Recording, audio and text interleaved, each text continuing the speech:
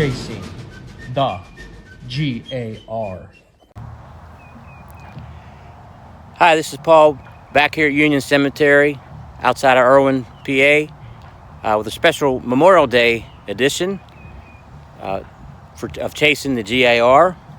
We're here today right before they're going to have a special ceremony for the Civil War veteran who was the last to be buried in Westmoreland County. Now, originally I thought, well, he was the last to be buried in this cemetery, but actually I've now learned he's the last to be buried in the entire county.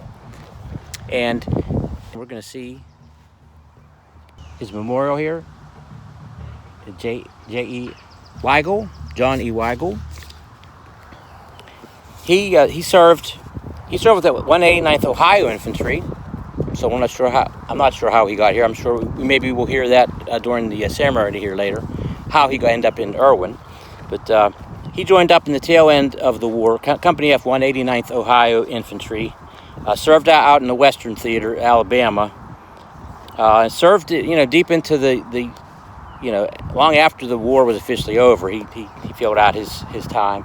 And as I've said before, sometimes we see guys who serve only like 3 months or a month, or they serve when the war's over, and we don't think, there's nothing to that. But they still are susceptible to a lot of disease. They're still in harm's way.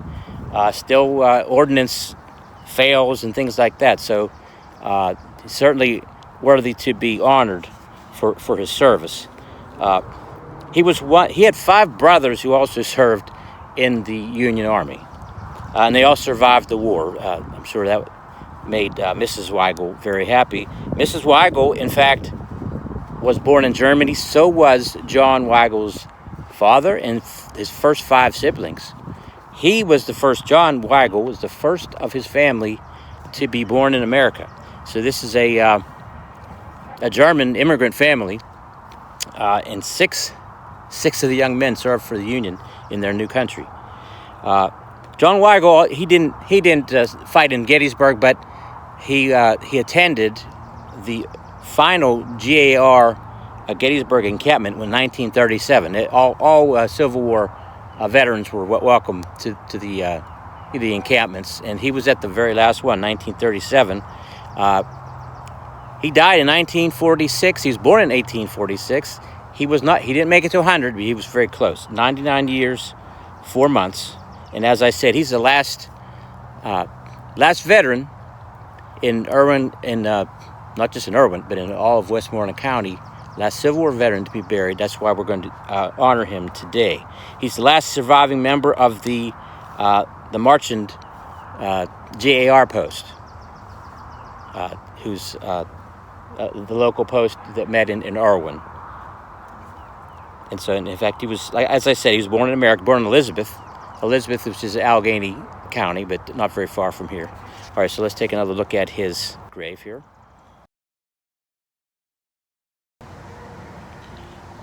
Hello, it's Paul again for Chasing the G.A.R. special Memorial Day edition. Matt is not here because he's marching in a parade in Armstrong County, but I'll do my best here. Since the last time Matt and I were in this cemetery, this is Union Cemetery in Irwin, or outside of Irwin, close to Irwin. We were here last in March. This is Memorial Day, 2025. And since that time, in those couple of months, Bill Bray and his Sons of Union Veterans, Civil War in Westmoreland County. They're in the Cribbs camp, Captain Cribbs camp. They meet in near Greensburg. They have put in 10 more Civil War headstones that weren't here. Either they were not present or they were unreadable. And so we're going to take a look at one of them right now. Thompson Hoke, Company I, 63rd Pennsylvania. Now this one jumped out at me. You can see my shadow there. This one jumped out at me because Company I of the 63rd Pennsylvania Infantry has a special place in my heart. These were called the McKeesport Rifle Grays, and so they were organized obviously in McKeesport, Allegheny County, but not very far from here. My wife has a relative who was in the McKeesport Rifle Grays, He was their drummer boy. Even though he was 30 years old, but they still called him drummer boy. Joseph Walltower was his name. And so when I saw that one of the new headstones that Bill Bray and his friends had put in, I noticed there was a fellow from the company I, 63rd PA, that's Thompson Hoke. So I wanted to look into some information about Thompson. He was a private. He was president at Gettysburg, so you'll see his name on the plaque for the 63rd PA. 63rd PA was in the 3rd Corps, Sickles Corps.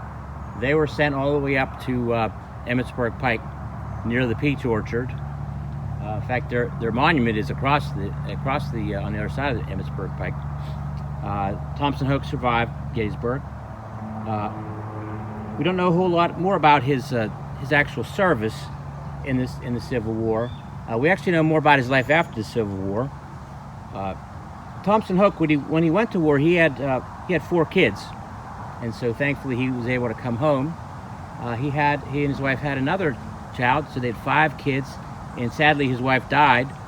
But then Thompson Hoke remarried another woman who was 22 years his junior, and had 10 more kids, and so he had a total of 15 kids.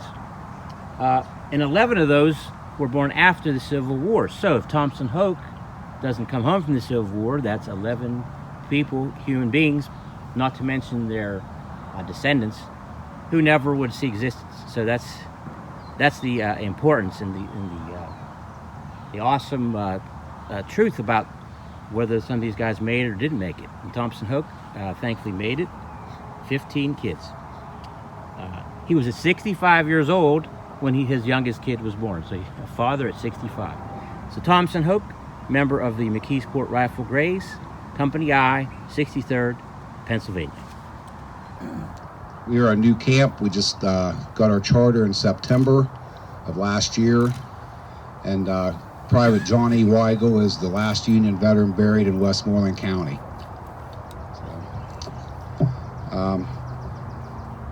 Honored guests and ladies and gentlemen, on behalf of the Sons of Union Veterans of the Civil War, I wish to thank you for coming today. We are here today to honor and forever mark the resting place of the last Union veteran soldier of Westmoreland County. As nothing worthy of merit can be accomplished without divine guidance, I ask you to bow your heads as the chaplain invokes her divine blessing. All right, I promised some interviews, and here's Eric Weigel. He's part of the Captain Cribb's Sons of Union Veterans of the Civil War camp, and he has been here to observe and to participate in this ceremony honoring John Weigel, the last Civil War veteran to be buried in Westmoreland County.